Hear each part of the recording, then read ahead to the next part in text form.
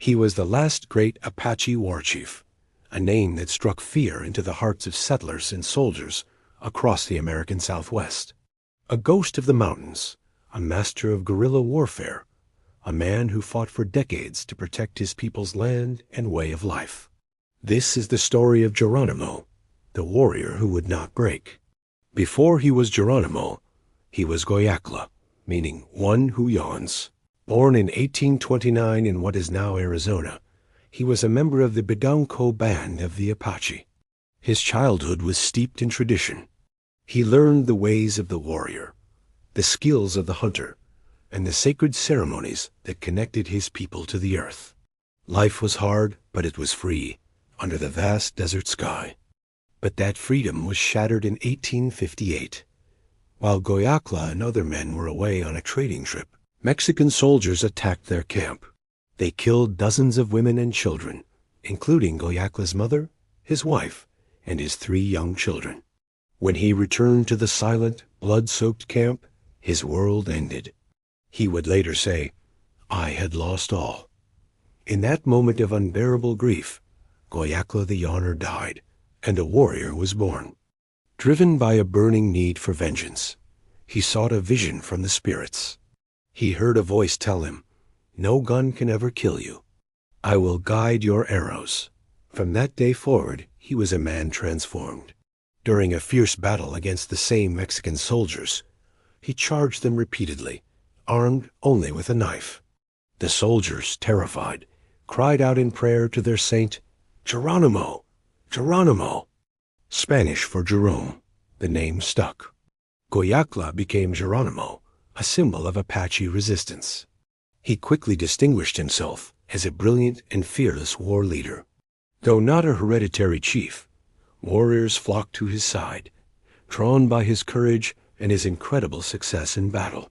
He led daring raids against Mexican and American settlements, not just for revenge, but for survival.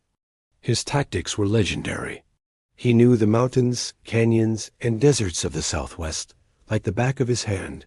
He and his small bands of followers could appear as if from nowhere, strike with lightning speed, and then vanish back into the unforgiving landscape. They could travel 70 miles a day on foot, living off the land, outwitting and outlasting armies 10 times their size. For the Apache, these were not just raids. They were acts of defiance against an encroaching world that sought to erase them. The period from the 1850s to the 1880s became known as the Apache Wars, as American settlers and miners pushed west after the Civil War. Conflict was inevitable. The U.S. government tried to force all Apache bands onto reservations, on land that was often barren and far from their ancestral homes.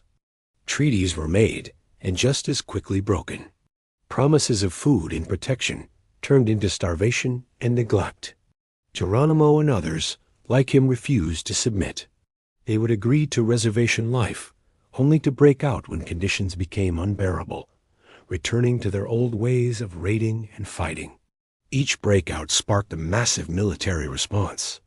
At one point, nearly a quarter of the entire U.S. Army, some 5,000 soldiers, plus thousands of civilian militia and Apache scouts, were dedicated to hunting down Geronimo and his tiny band of followers, which numbered just a few dozen men, women, and children.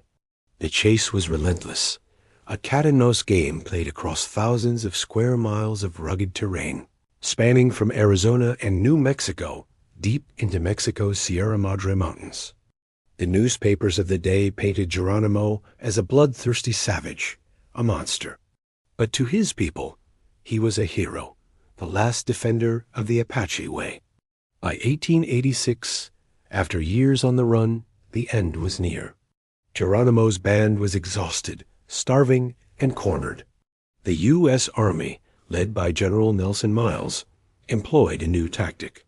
They used Apache scouts, who knew the terrain as well as Geronimo did, and they used the helograph, system of mirrors that flashed sunlight over long distances, to create a communications network that Geronimo could not escape.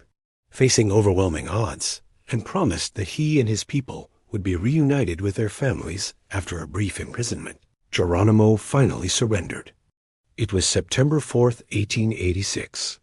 This act marked the end of the Apache Wars, the last major conflict between the United States and Native American peoples. But the government's promise was a lie. Geronimo and his followers were not sent to a local reservation. They were declared prisoners of war and shipped in cattle cars thousands of miles away to Florida. The humid, swampy climate was a death sentence for many of the desert-dwelling Apache. Families were separated, and the people suffered terribly from disease and despair. From Florida, they were moved to Alabama, and finally, in 1894, to Fort Sill, Oklahoma. Geronimo would never again see the homeland he fought so hard to protect. In his later years, an incredible transformation occurred. The feared warrior became a strange kind of American celebrity. He was a living relic of the Wild West that had already passed into legend. He was trotted out for parades and exhibitions, including the 1904 World's Fair in St. Louis. He sold autographed photos and handmade bows and arrows to curious onlookers. He even rode in President Theodore Roosevelt's inaugural parade in 1905. He met with the president and pleaded with him, "Let me die in my own country, an old man who has been punished enough and is free." But Roosevelt refused, fearing that war would break out again if Geronimo returned to Arizona. In 1909, at the age of 79, Geronimo was thrown from his horse and lay in a ditch in the cold rain all night before he was found. He died a few days later from pneumonia, still a prisoner of war at Fort Sill. His last words were reportedly regrets that he ever surrendered. He should have fought until he was the last man alive. Geronimo's story is complex. He was a product of his time, a man shaped by tragedy and a fierce love for his people. He was a devoted family man and a ruthless killer, a freedom fighter and a raider. His legacy is a powerful reminder of the cost of westward expansion and the enduring spirit of a people who refused to be forgotten. He remains a symbol of defiance, a warrior who fought for the one thing he valued above all else: freedom. Thanks for watching. If you found this story compelling, be sure to hit that like button and subscribe for more chapters from history. See you next time.